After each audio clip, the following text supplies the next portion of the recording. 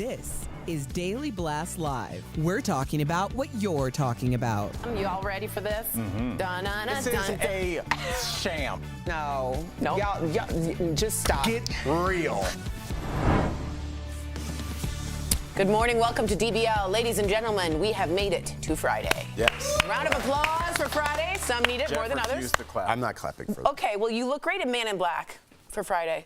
Thank you. You're welcome. All right. Florida is out with a new school curriculum for African American history, and we're going to talk about it. Here are some of the new standards. So, first up, students will be taught, quote, how slaves developed skills, which in some instances could be applied for their personal benefit. Second, they will be taught about notable massacres against African Americans, but it will note that some black people played a part in that violence. Finally, students will be expected to identify famous African Americans like Rosa Parks, seen here, but they won't be expected to know why these people are important or about their history. Now, the new curriculum was drafted, to meet the state's new Stop Woke Act that was signed into law by Florida Governor Ron DeSantis. It's all a part, of course, his anti-woke agenda. Now, as you can imagine, the new curriculum is getting blasted, including by our own Vice President Kamala Harris. Take it away, Kamala.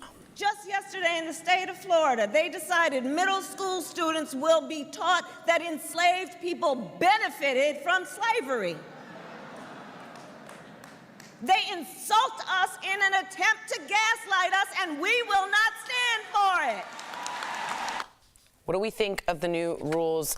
Albert, as a former teacher, what do we think about this? I mean, looking at it overall in terms of what teachers are allowed to discuss, I couldn't imagine, obviously there's now, you can't talk about certain things, people's sexual identity. You now can't say that Rosa Parks was, because what they're doing is they're destroying the context in which things exist so that you don't understand what's going on.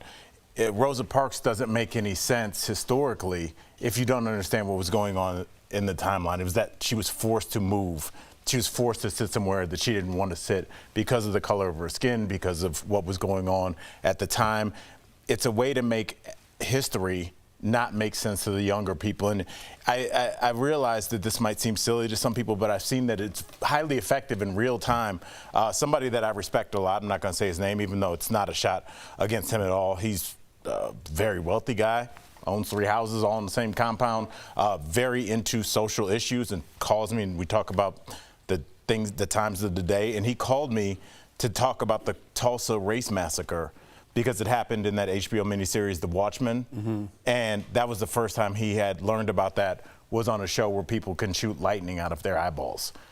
And this is an educated man, college-educated man, and it just goes to show you that if you don't learn things early, it's very unlikely that you'll learn them later on in life. And I think that's why all these Stop Woke Agenda things are happening at the middle school level, because it's a very wet cement kind of time where all the things that you learn are going to be the building blocks that you go through life with. And if you take all those things away, context, you can tell these people whatever they want and they'll continue to believe whatever you tell them, which is pretty scary, Jeff. Yeah, this is tough because here's the thing, talking about speaking your mind, Al. If I spoke my mind the way I wanted to because I'm a curious person, not because I'm bigoted or to color my skin, and I'd want to ask questions about why things are the way they are, I get hit with a label, which shuts down the conversation, right? Hey, why would they put a bill out that you have to know who Rosa Parks is but not teach the curriculum on Rosa Parks? That's not even fair to the students. I think we're missing something. And I think one side is pushing some agenda saying, this is what we're teaching now. The Don't Say Gay bill it wasn't say don't say gay. It said don't talk about sexuality till you're in 3rd grade. Right? But the message that's put out is don't say gay. And if you question that, like I just did, now I'm homophobic. Now I'm not with the trans movement or whatever it is. If you want to be curious, you're hit from one side with the label. If you want to explain something, I feel like in my mind, they're not explaining it right. You can't have a test about Rosa Parks and not teach who Rosa Parks is. We're missing something in how we're translating this back to the public, and the public hears one thing and then they run with it. And everyone who disagrees with that is a Trump supporter and XYZ Even when you're just label. asking questions. I feel like we're missing something as a person who is semi-intelligent saying, how could you teach curriculum about someone but not teach about who they are? Well, that sounds ridiculous. Wait, Al, let me just say this. I just want to say this. The Stop Woke Act is what it's called, just so you know. And the law says that any discussions about race, this might answer a little bit of your questions, because I get what you mean. You're like, this is bananas. Any discussion about race must be taught in a, quote, objective manner. They should not use to be indoctrinated or persuade students to a particular point of view. So in that case, if I'm teaching about slavery in Florida and I have to adhere to this, I can't say that slavery was bad, because that would be seen as indoctrination. So their curriculum had to shift. But that seems ridiculous. I agree to me. with you. That seems really just out of this planet, bonkers ridiculous to me. Agree with you. They're teaching slavery is not bad. that is the law. This just happened, sadly, Jeff. There's so weird that we're talking about the Tulsa race massacre. There's some 3 people, I believe, that were still alive from that. They were in their hundreds. And last week in Oklahoma, they were denied any kind of financial reparations because the acting governor, lieutenant governor, said that this was a historical event that happened, and we cannot go back and try and be judicious in the way that we view history, and that kind of both sides were at fault. And only in this situation it happened to be that most of the black citizens were murdered in this town and bombs were dropped. It's a way to, like, if I told you the Pittsburgh Steelers beat the Browns by 3 points, I could create a narrative where we had more passing yards than the Steelers, and so then you can start to have these equivocations instead of saying exactly what happened. So the way that you can get around the slavery or the civil rights abuses that were going on is that you just frame it differently. There was a difference of opinion. Do you think this is really what the teachers are teaching, though? They're going to have to. It boggles my mind. If I was a teacher in Florida, I'd be like, okay, wait, I'd go to my boss and say, what are you talking about? You want me to teach these children that slavery wasn't a bad thing? Like, what are we doing here? What are we doing to America here? The state of Florida in droves, Jeff, because they're having that conversation, because of the face that you're making. You're a normal human being. Most of the teachers that I taught with were normal people that just wanted to work with kids, and now all of a sudden you have this administration saying you have to say that slavery also taught enslaved people how to do certain tasks, but they don't say how they were taught. They were taught by having a friend of theirs murdered in front of them for not doing that task. They don't get to that part, so they just say it'd be like saying, yeah, this person was kidnapped and sexually trafficked, but they learned to meet different kinds of people, and they've seen the country. How does a rational person with an education and a master's degree for education be like, yeah, well, this is what we're going to do, because it doesn't make sense. Well, you're right. Okay? It's hard to make sense of what's nonsense. A lot of teachers are moving. I just want to say this. Ron DeSantis' campaign is not doing well with this anti-woke. They fired 12 people off their campaign. Apparently, they're in panic. So he went all in on this. And apparently, it's not working just because regular people like you are like, that's bananas. We can't do that. I'm also interested to see what happens when half the country learns one thing about slavery and the other half learns something else. Right. You have to teach them the same thing. Ignorant people. Well, I will say this really quickly. I think I told you off the air, I have friends that went to a major Division I college. That's always a good in football. And this person's wife told me that at least half of her friends in college think that the South won the Civil War. Mm-hmm. These are people that are alive with kids our age. Yeah. Right. So, I mean, in Germany, works. It's mandatory to teach about the Holocaust, so they don't have this issue. Coming up on DBL, our interview with the author of Hot and Bothered. She talks all about the mysteries of menopause, and we remember the incredible life and legacy of the great singer, Tony Bennett. DBL, this show is amazing. There's a lot going on down here. I would have been part of the Mile High Club. Yeah. So on point. But I'm going to have a conversation about what's happening now. We did have this. All right. I couldn't do like it. But I used to say that was. I agree. Anyways, I agree with you. But I used both of these. But yeah, I mean, what's crazy is it's like she was dead serious. Yeah. And They have to. I mean, because you can teach that the Civil War wasn't over slavery; it was over states' rights. So it's the way that you get around. It's framing it like you said. It's the way that you frame That's certain insane, things. though. But it was the state's but they right don't finish to have the slavery. right to own human beings. They just say It's states' rights. yes. That's why, like a lot of times when the state wants to pass something really shady, they're saying, oh, it should be the state's right to decide. I don't want government in my That's where business. like, child labor law should be 13. It's like, but then when there's a tornado, they need FEMA. They would need federal. That's help. true. In Germany, if you didn't know, in Berlin, 22% of people didn't know what the Holocaust existed back in, I think, the 80s. And they were so appalled, even the people in Berlin who created the Holocaust, that they made it, I always say this, mandatory to teach, to visit concentration camps so that every student and every Berliner and German knows what happened in their past, so they're an educated And also, citizen. think about the Educated citizen. think about the people's incentives to have that happen, because all those people that were youngish, probably around our age, coordinating and making the Holocaust happen, as they become 60, 70, they're like, Now wait we a have to- second, these exactly. school books are going Right. to start making me look bad. Exactly. So now I was like, did it happen? Right. I don't Right. know. They could've gone the other way. There was some dust ups that I remember. Right. So the Hitler it- Youth Movement, they were there- all in I that. mean, but this is happening in real time. There's that famous picture of Jerry Jones, who's one of the people screaming at the young black girl going into school for the first time. Remember that? Who needed a Ruby Bridges? Ruby Bridges. She's 66, by the way. Yeah, she's or like 68. That's she's- how old she is. She's not old. 22 years older than me. Yeah. I don't think people realize how recent history is. Exactly.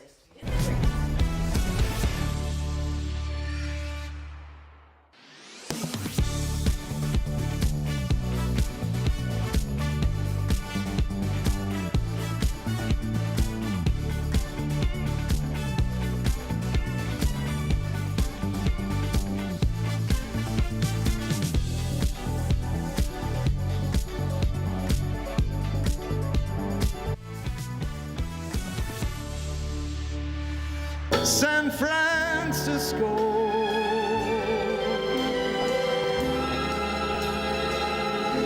Your golden sun will shine for me. Welcome back to DBL. That was the one and only Tony Bennett on the Ed Sullivan Show singing I Left My Heart in San Francisco. And today we are honoring the beloved singer who died today at his home in Manhattan. He was 96 years young. With his legendary stage presence, Tony's career spanned more than 70 years.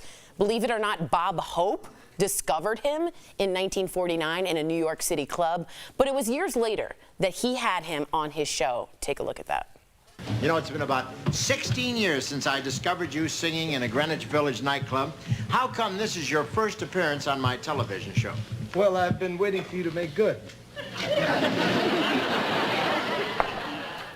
Tony became famous for his jazzy vocals that helped spread the American songbook around the world. Over his career, he took home 19 Grammys. Many of those awards were for his very famous duets, including his final performance with Lady Gaga. Take a look. And I definitely want to shelter with the rest of those girls. That's why the lady is a tramp. During his later years, Tony was diagnosed with Alzheimer's, a topic that was explored with Anderson Cooper and Tony's wife, Susan Benedetto. The two had a decades-long romance after they first met following one of his shows in the late 80s. Tony worked well into his 90s and, believe it or not, won his last Grammy, goosebumps, just last year. But if you asked him about it, he said it wasn't work. Take a look. I have a passion my whole life to sing and paint. And I paint every day, and I study music every day. I've never worked a day in my life. I love it. An enormous, iconic part of our pop culture and American national treasure. What did you guys think when you heard he was? I don't want to sound like a broken record, pun intended here, but Al, we always talk about just like what a life and career and legend. Bro. It's like Bro. 96 years old, okay? Your music's going to live on forever. He's one of the greatest crooners of all time. If I could switch into a different body and be an entertainer, it would be a crooner, right? Be that Frank Sinatra guy, be that Tony Bennett guy. What a life, what a career, what a legend.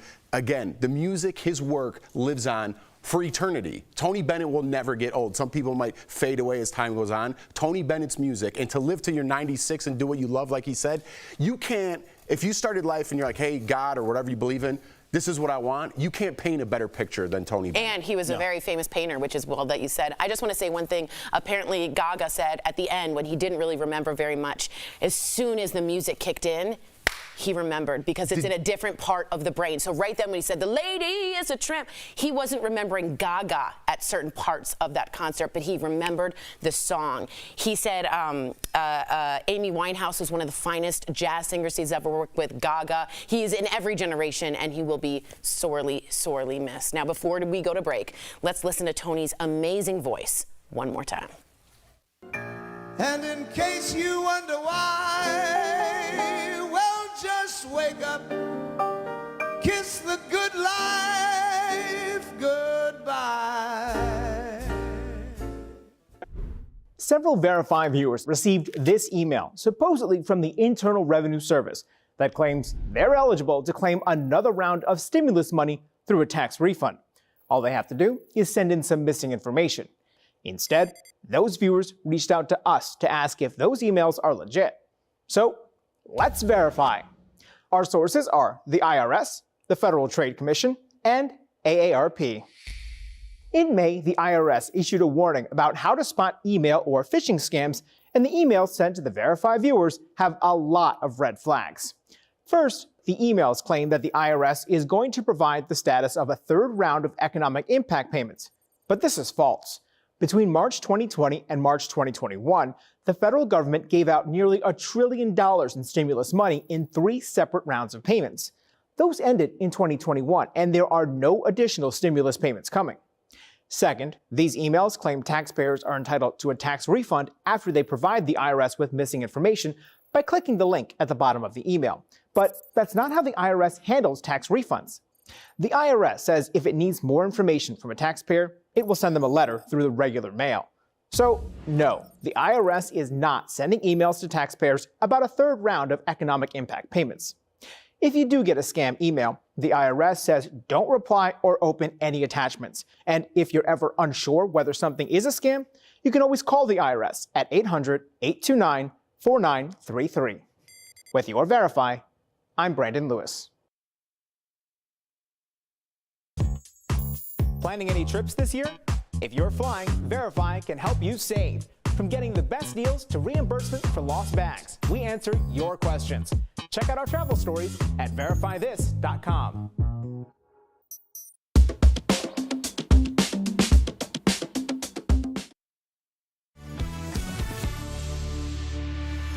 Welcome back to DBL. When a girl goes through puberty, she gets the talk, but there is no talk for menopausal women until now. Earlier, we sat down with author and health journalist Jancy Dunn. Check it out. Please welcome Jancy Dunn. Thank you for having me, and thank you for covering this subject. I'm so happy to be here. Well, thank you so much for being here. So you wrote Hot and Bothered about your menopause journey, but what got you so hot and bothered that you had to write a book about it? Because I've been writing about health for 20 years, and I was completely clueless when symptoms showed up for me. I just couldn't believe how little I knew. There are 34 symptoms at least of menopause, and if you don't know the symptoms, then when a cluster of them shows up, you don't know how to get treated. Perimenopause, peri means around, so it's the years leading up to perimenopause, most often occurs in a woman's 40s. And so I started getting symptoms like I had a racing heart, which is one of the symptoms. I ran to a cardiologist. I just didn't put it together. At the time, I had a toddler. So I was taking my toddler to birthday parties at bouncy castles. I wasn't thinking that I was in perimenopause. You know, that was for older ladies. That was for, people from the Golden Girls. So the fact that I didn't know the symptoms, and I'm a health journalist, and then I didn't know when they occurred, meant that I wasted a lot of time and anguish wondering what was wrong with me. There are so many open secrets when it comes to women's issues in general, but this is definitely one. It's inevitable. So I'm glad that you really felt that calling. What's something that would have changed your entire experience if you knew earlier? This very normal life transition that happens to half the Earth's population. And I never had a single conversation with my mother about it. And she suffered in silence. And I don't want our generation and the generations below us to suffer in silence either. And so I didn't talk to my mom about it until I started writing this book, which is also useful medical information to have. I always tell people, if your mother's still living, ask her when she first started getting hot flashes. This is good stuff for your doctor to know, or an older or female relative. I also didn't tell my husband, which was kind of silly, because why am I, furthering this stigma around menopause? He's getting older too, and he could have helped me when I started getting symptoms. And I also didn't talk to my daughter about it. She's 14. Now I talk to her too much about it. She's always rolling her eyes, but that's what I want. Yeah. I want it to be like a normal thing. So when she gets it, years from now, she can just kind of shrug and say, well, menopause is here. And there's no shock, there's no surprise, and she'll have the information. Doing the show, I've learned so many things about women's issues as somebody that studied biology in college and grad school that I didn't know. I didn't know anything, and it's amazing that we've gone so far without discussing this, so I appreciate what you're doing. And I also appreciate that you don't shy away from taboo topics. What's the most controversial part of your book, maybe the part of your book that you've gotten the most pushback from? Definitely menopausal hormone therapy, MHT, they call it. And I know it's controversial. I know a lot of women shy away from it. And all I do is lay out the facts about it so that you can make a decision. My only message is I'm not a doctor, so I'm not pro or con any way. I just want to urge women to go see their doctor and discuss all the options that are available, because there are treatments for almost everything. I mean, you just have to know what your symptoms are, right? And you have to know that perimenopause, when it occurs, and that there are treatments. I can't wait to dive into this book, because I feel like I might be experiencing perimenopausal symptoms. Because you just brought up doctors, I know you interviewed lots of medical professionals for this book. What did you learn from them? The main things are to protect your sleep. Sleep is a pillar of health. So anything that you're doing to sabotage your sleep, whether I put blackout shades in my bedroom. I had made my cat stop sleeping on my neck. Sometimes my husband would snore and I would say, can you please sleep in a spare room? Protect your sleep at all costs. And also, if your hot flashes are making you miserable at night, there are treatments for them, because they can ruin your sleep. And also to view this transition as a way to assess your health. Like, what are you going to do for the next chapter of your life? You've been taking care of other people, maybe elderly parents, maybe, kids. Now's the time to focus on your health and make it as good as it can be for the next, hopefully, couple of decades. Incredible it's opportunity. Advice. It's opportunity. Thank you so much. This shouldn't be taboo. I'm so glad that you have this book. DBL Nation, please make sure to pick up a copy of Hot and Bothered, What Nobody Tells You About Menopause and How to Feel Like Yourself Again, through jancydunn.net or by scanning the on-screen QR code. Thank you so much, Jancy. We really appreciate you. We'll be right back. Thank you. Food prices could be on the rise once again. Let's connect the dots. Since 2020, food prices have been going up thanks to the pandemic, supply chain disruptions, and inflation. Now, just as prices were leveling off, the war in Ukraine could send prices through the roof once again. Ukraine and Russia are two of the biggest grain producers in the world. Ukraine is even called the world's breadbasket. The UN and Turkey brokered deals to allow both Russia and Ukraine to export grain despite Russia's nearly year-and-a-half invasion. Well, now, Russia says it wants out of that deal. That could raise grocery prices in the U.S., but aid organizations warn it could have a devastating effect on millions of food-insecure people around the world. And that is Connecting the Dots.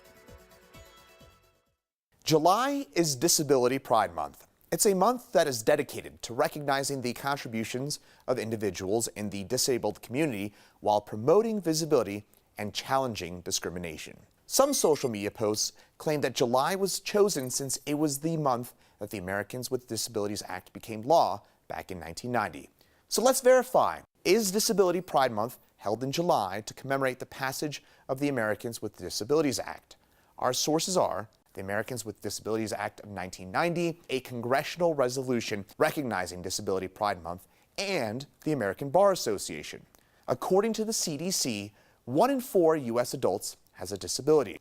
Activists in the community have long fought for an end to discrimination and increased accessibility for those with disabilities. In July 1990, then-President George H.W. Bush signed the Americans with Disabilities Act into law, marking a significant step forward for disabled people. The landmark civil rights law prohibits discrimination on the basis of disability, setting requirements that ensure that people with disabilities have equal access to employment, state and local government services, and other aspects of everyday life.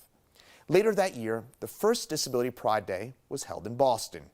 In the years that followed, unofficial Disability Pride events and parades were held in cities across the country, and many of those took place in July to mark the significance of the ADA. But our sources say the first official Disability Pride Month celebration was held in July of 2015 in New York City, when then Mayor Bill de Blasio designated July Disability Pride Month to celebrate the 25th anniversary of the ADA. So, it's true. Disability Pride Month is held in July to commemorate the passage of the Americans with Disabilities Act. And while there is no federal observance, July has been recognized as Disability Pride Month by cities across the country, as well as the White House. Are you skeptical of headlines and what you see on social media? We are too. The Verify newsletter helps you distinguish between true and false information by answering your questions. It provides fast facts on trending topics, spotlights major stories, and even includes a daily fun fact for all those trivia buffs out there. Get Verify's fast facts delivered every weekday to your email inbox. Go to verifythis.com/email to check it out.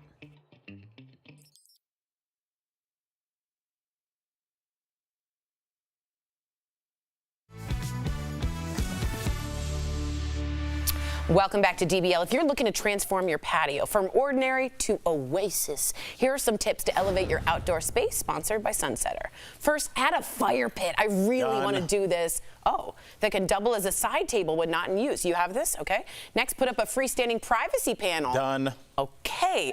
Also add an outdoor water fountain. Okay, and don't forget an awning. Okay. Yeah.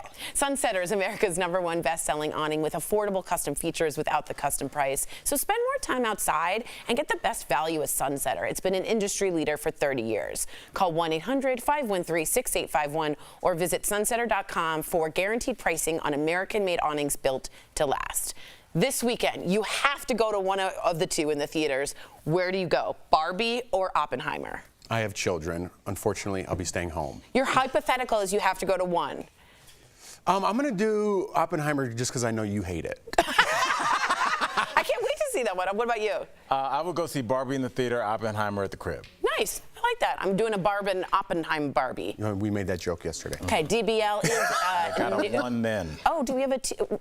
Okay, DBL's new every day. We'll see you same time, same place tomorrow. But this is what I wanted to get to. Before we go today, we want to leave you with more from the man Frank Sinatra called the best singer in the business. This is Tony Bennett's Fly Me to the Moon. No one could do it better. Fly me to the moon.